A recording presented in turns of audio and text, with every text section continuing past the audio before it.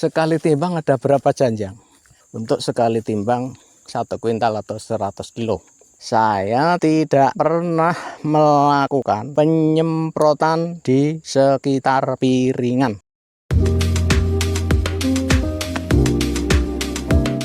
Assalamualaikum warahmatullahi wabarakatuh, sahabat pesona sawit yang dalam keadaan baik tentunya. Mudah-mudahan Anda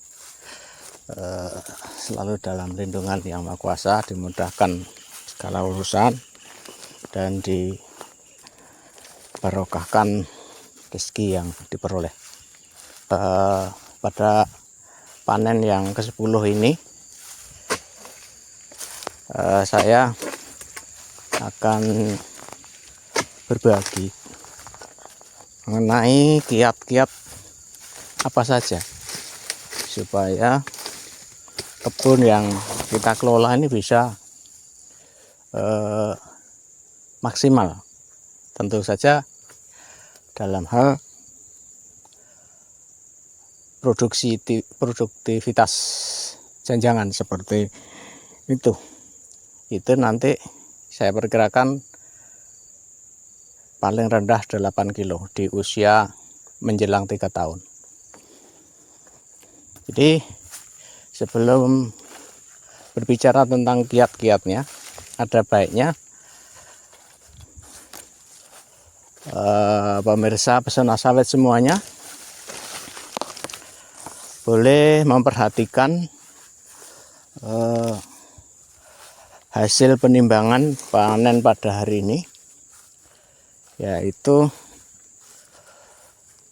bisa jadi menjadikan evaluasi buat Anda yang barangkali produktivitasnya belum, ya mohon maaf ya, bukan saya membandingkan dengan milik Anda yang barangkali belum maksimal, tapi juga perlu diketahui bahwa di luar sana selain lahan ini juga ada lahan yang lebih produktif, yaitu peserta tahap 1 ya.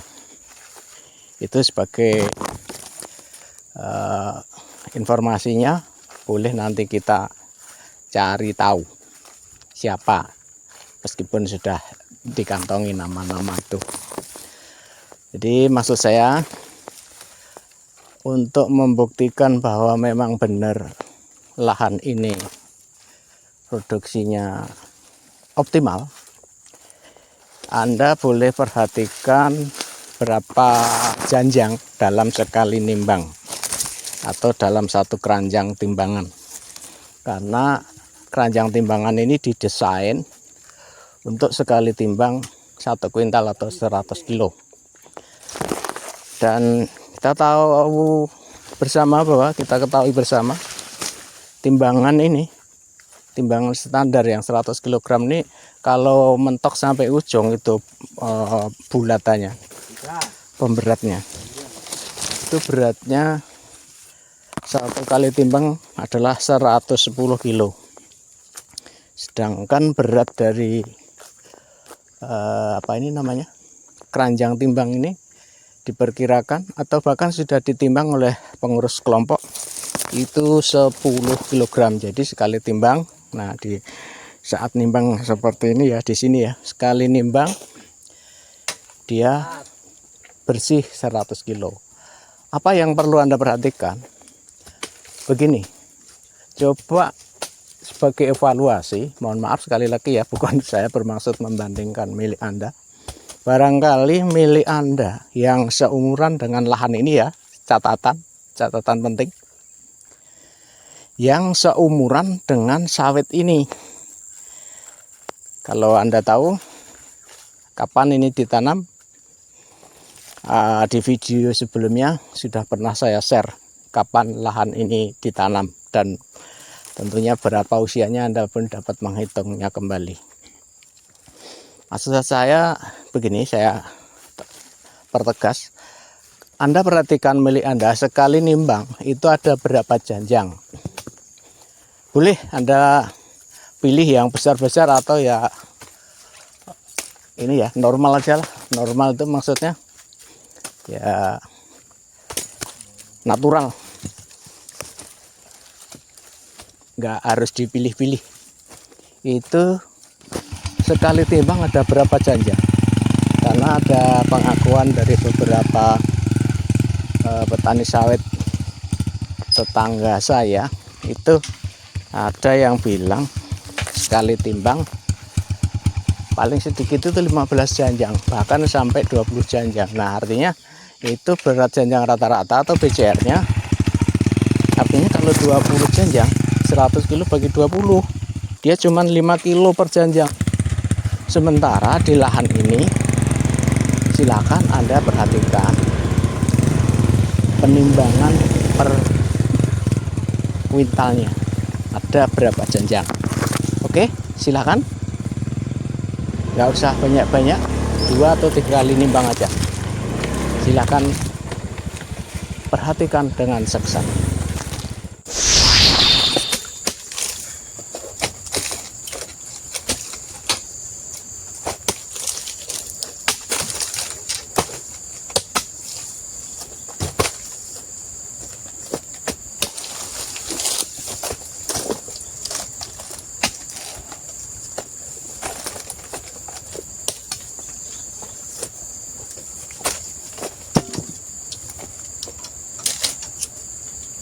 Bro. Tambangi wae ya. Tambangi. Tambah. 6. Sik, tahan sik.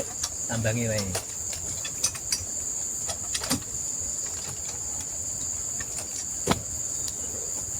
Ya. Ya.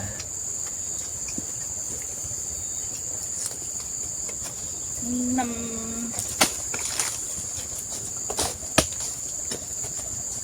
Baliknya.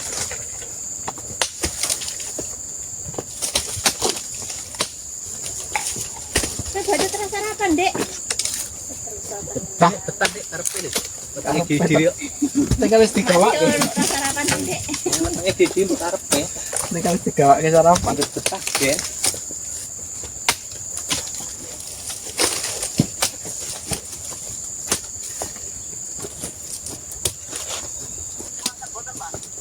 Aldi cek rakyat iki mung gerene iki.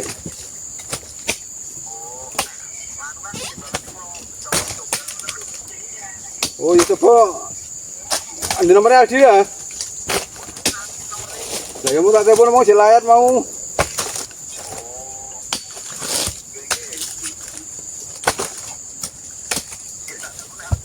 Oh.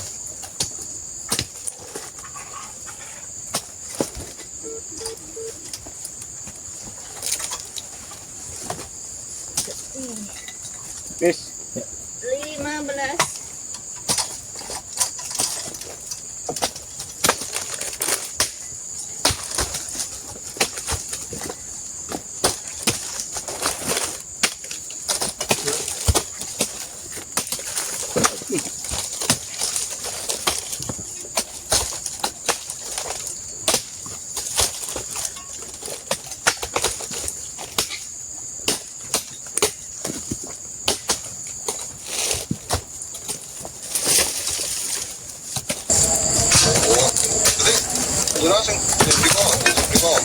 Ya mulai kok kono wis sarijan wis karo sari sak timbang terus iki ning Mas Sami di aku. Oh, gue pun tong beli eteng dah. Mereka tak bebas pergi sekolah peternakan di sini. Game pun aku. Oh ning Mas Sami di pisan.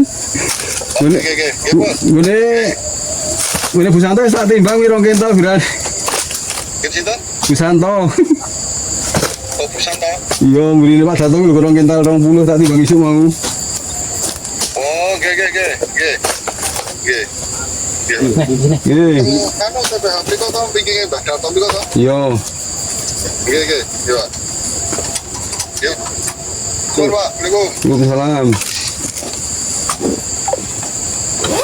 Sini. Sudah. Tambah. 2, 4. Dua. Ini tambah tinggi. Ya. 2, 4. Motor bos. Tadi mau nengan buat sebeling jadi ya. Por sopir tuh no? Iya. Biasanya jatah ikan ini. Karena ibu kenik nih. Iya, betul ini. Yang postingannya muat doling jambi aja aku buat doling di.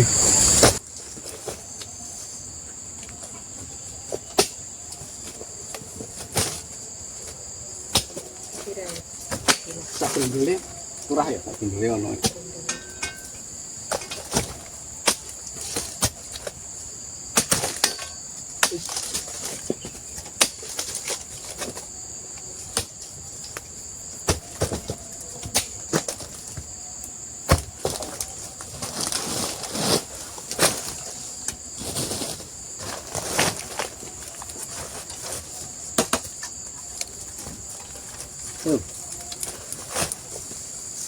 Nek ini. Pas lah. Pas. Pas ini. Pas nah. Kurang jadi. 25. Baik, sedulur semua. Pemirsa pesona sawit, khususnya petani sawit replanting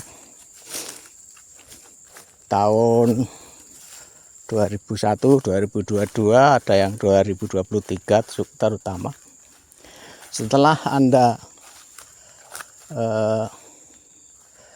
menyaksikan penimbangan tadi, setelah Anda perhatikan sekali janjang ada berapa, silahkan Anda kalkulasi sendiri. Berarti berat janjang rata-rata atau PCR-nya lahan kebun ini, produktivitas kebun ini ya, ini berarti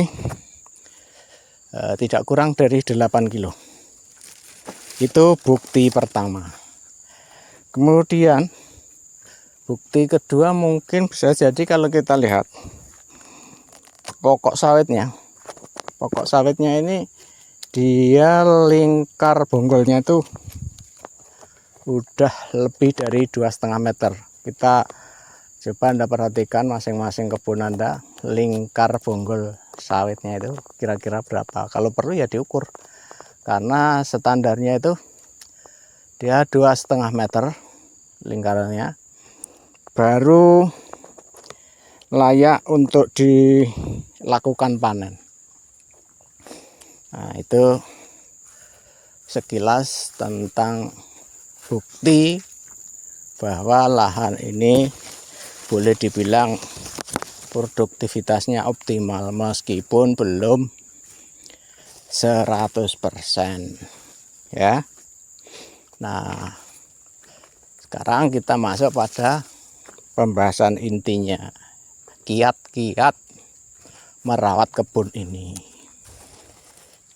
Ini disclaimer ya, ini yang saya sampaikan ini bukan berdasarkan teori-teori dari analisis apapun, atau bahkan bila ada yang mirip atau sama itu berarti hanya kebetulan saja. Sekali lagi, ini berdasarkan pengalaman pribadi dalam merawat kebun ini ya. Nah, kiat pertama ini tentu saja sejak penanaman awal ya, penanaman awal atau di usia 0 bulan. Dan yang perlu diketahui bahwa katakanlah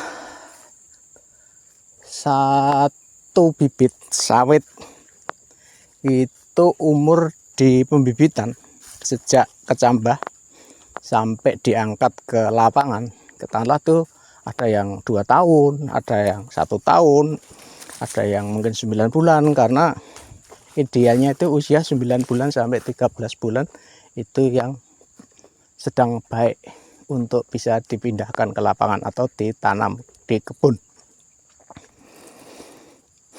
Itu ketika ditanam di lapangan, di lubang, buka polybagnya, taruh bonggolnya di lubang, ditimbun, itu berarti usia 0 bulan. Oke, itu usianya berarti 0 bulan. Nah, dari 0 bulan Ini kiat ya yang perlu diperhatikan. Kiat yang pertama, dari 0 bulan sampai 12 bulan setelah tanam, saya tidak pernah melakukan penyemprotan di sekitar piringan. Ini fakta nih, kita berbicara tentang pengalaman yang saya lakukan. Saya ulangi sekali lagi, saya tidak pernah melakukan penyemprotan menggunakan racun, baik itu racun hijau atau racun kuning, di sekitar piringan. Oke ya, nah itu yang pertama. Yang kedua, jaga kelembapan tanah di sekitar tanaman. Kecuali ya, artinya semak ya. Pelihara itu semak. Pertahankan itu semak. Terutama ini semak-semak yang seperti ini ya, kalau Anda,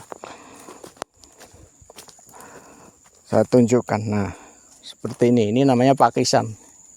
Ini jangan pernah dibasmi habis, karena dia konon mampu menahan air sehingga kelembapan tanah terjaga. Itu, nah pada dasarnya gini, pertahankan semak di sekitar tanaman, kecuali, nah ada kecualinya nih lur, kecuali satu, alang-alang ya. Alang-alang apa ilalang ya? Kalau bahasa kita ini yang muda ini alang-alang. Yang kedua, anak kayu. Nah, anak kayu itu bermacam-macam. Taulah, nggak usah perlu saya sebutkan. Ya.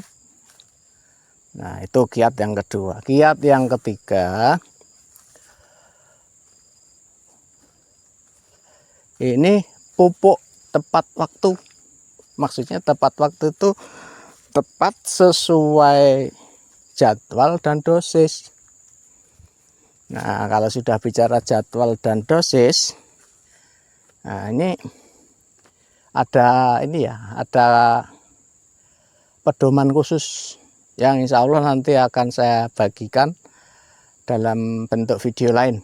Itu sebagai sepil dikit ya, sebagai bocoran. Itu mulai 0 bulan, bahkan sebelum ditanam itu sudah ada jenis pupuk tertentu yang harus ditabur di lubang. Kemudian di 1 bulan itu ada satu jenis pupuk tertentu, 3 bulan, 5 bulan, 8 bulan, 1 tahun sampai 32 bulan. Nah itu ya, itu kiat yang ketiga, artinya lakukan pemupukan tepat waktu.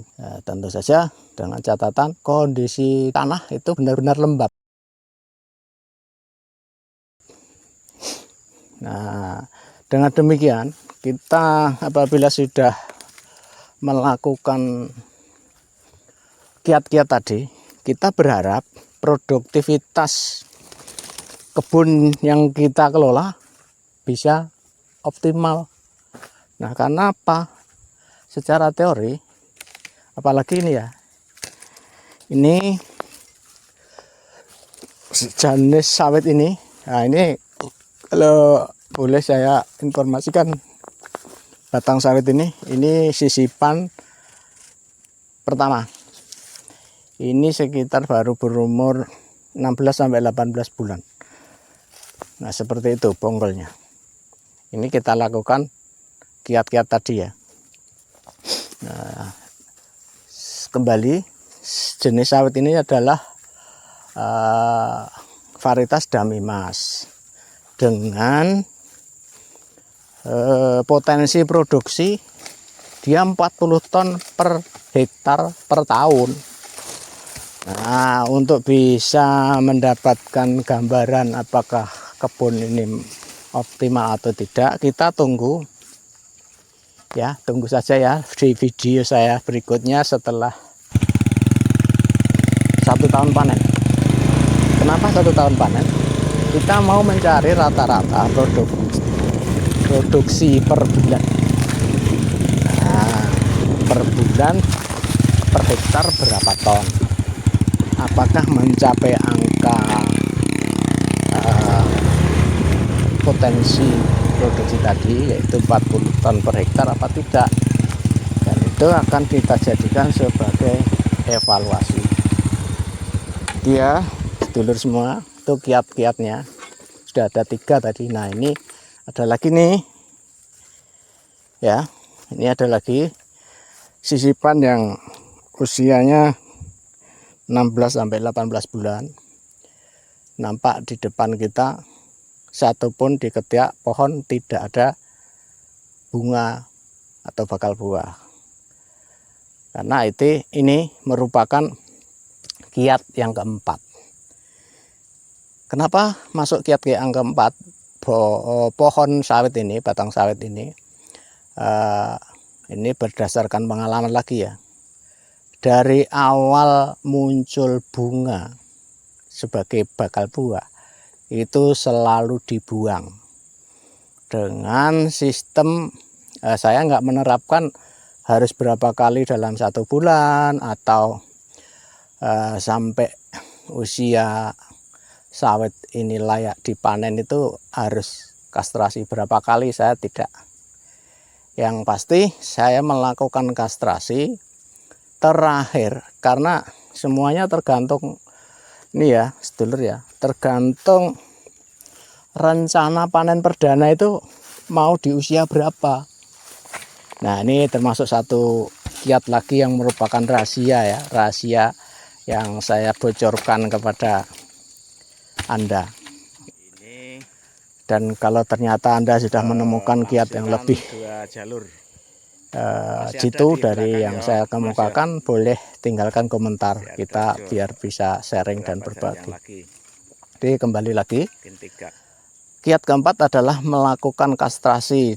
Kastrasi ini dilakukan sesuai dengan target panen perdana. Contohnya begini, misalnya orang kan bisa berbeda-beda punya target panen di usia berapa bulan, dan itu juga tergantung dari varietas bibit yang ditanam.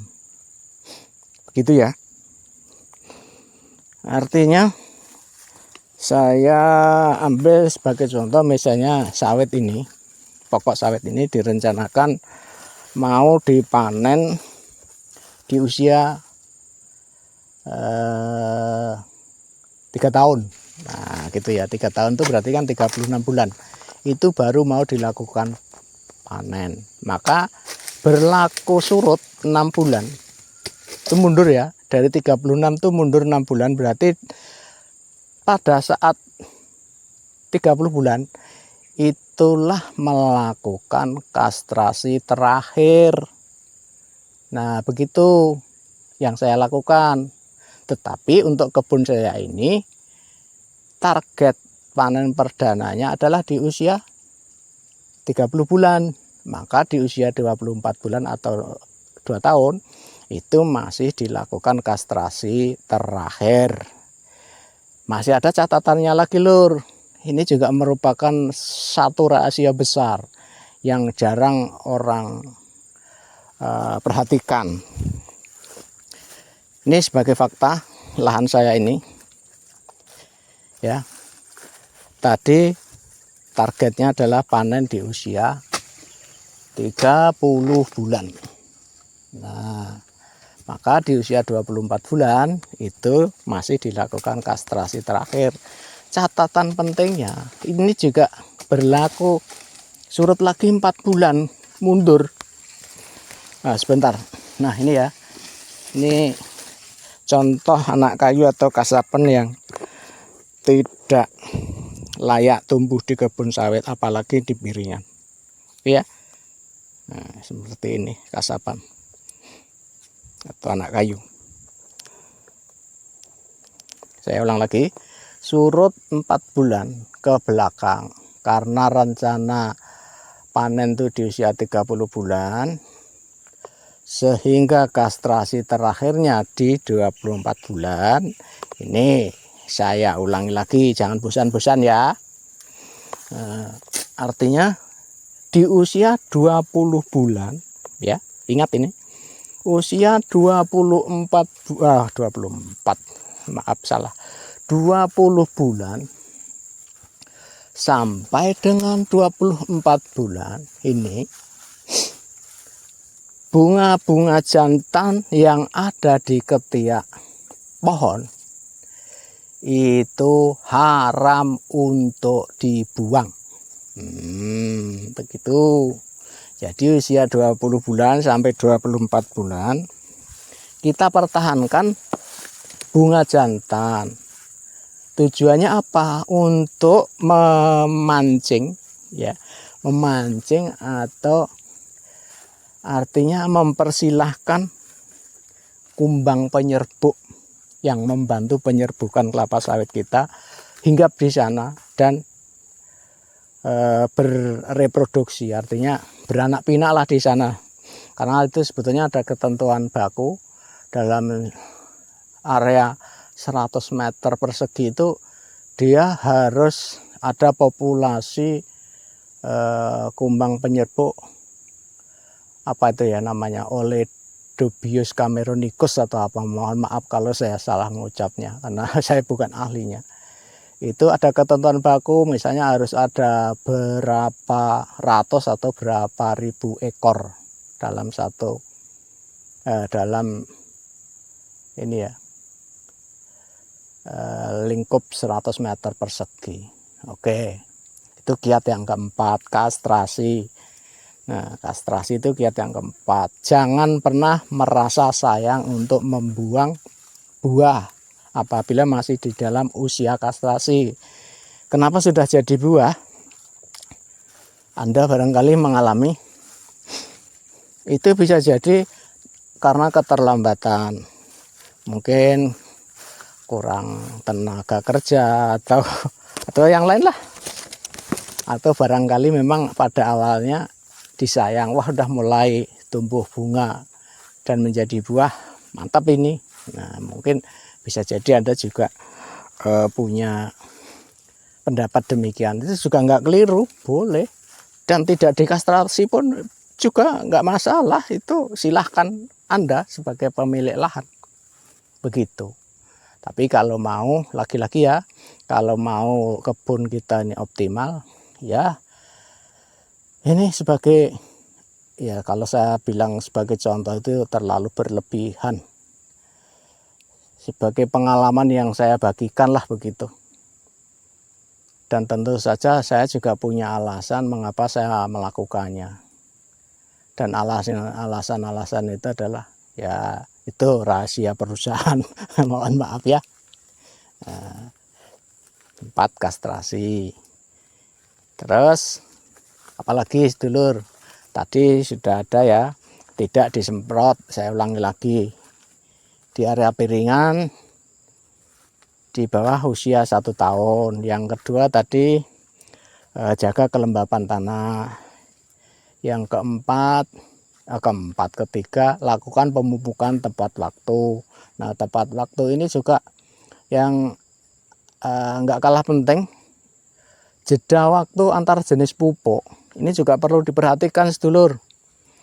Saya selama ini belum pernah ya jeda waktu antara pupuk ini berdekatan, atau bahkan mohon maaf ini karena kadang-kadang ada juga nih sedulur yang mengatakan bahwa untuk menghemat waktu itu melakukan pemupukan sekali waktu lebih dari 1 jenis, misalnya antara urea dengan kisrit atau urea dengan RP atau TSP.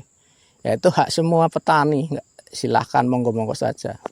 Tapi berdasarkan pengalaman, ya sekali lagi ya ini berdasarkan pengalaman saya melakukan pemupukan jeda waktunya itu antara 3 minggu sampai 4 minggu. Dan itu pun memperhatikan khususnya pupuk yang bersenyawa garam. Itu kalau nggak lembab, artinya kalau nggak turun hujan terlebih dahulu atau dalam 1 minggu ada turun hujan 2 kali, saya masih menunggu, belum menabur ya. Itu untuk jenis pupuk yang bersenyawa garam. Pupuk bersenyawa garam itu apa saja? Nah, ini pupuk bersenyawa garam tuh kalau nggak salah ingat ya, 1 urea, terus ada lagi MOP atau NPK, KCL, Kisrit. Nah, itu bersenyawa garam, mungkin itu sebaiknya harus ada hujan atau dalam keadaan basah, begitu ya. Nah, kembali kalau jeda waktu, saya melakukannya paling cepat antar jenis pupuk itu 2 minggu. Itu yang saya lakukan, 2 minggu. Gitu. Dan di dalam masih ada toleransi sebetulnya secara teori yang saya dapat ya.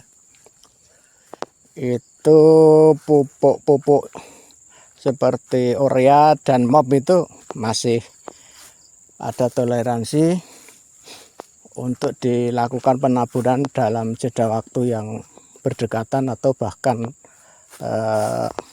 ditaburkan serempak ya. Tapi ya sebetulnya ada kiat-kiatnya juga sih. Seperti apa, misalnya penaburannya titiknya itu tidak di satu tempat. Misalnya seperti ini, katakanlah dari ujung daun terluar, kita naburnya di sini nih, urea. Nah, baru kemudian jenis KCL-nya bisa jadi di sinilah ya, jangan ditumpuk. Nah, itu 4 kiat memelihara kebun sawit. Kalau masih ada kiat-kiat yang lain, sedulur semua, yang terbukti sudah nyata, ya kita bicara kenyataan ini, terbukti sudah nyata, boleh tambahkan di kolom komentar untuk melengkapi apa yang saya sampaikan. Sebetulnya masih ada, tapi berhubung durasi juga sudah cukup lumayan. Untuk pertemuan kali ini kita sampai di sini dulu ya. Mudah-mudahan kita semua dalam keadaan sehat walafiat, gak kurang dari suatu apapun. Assalamualaikum warahmatullahi wabarakatuh.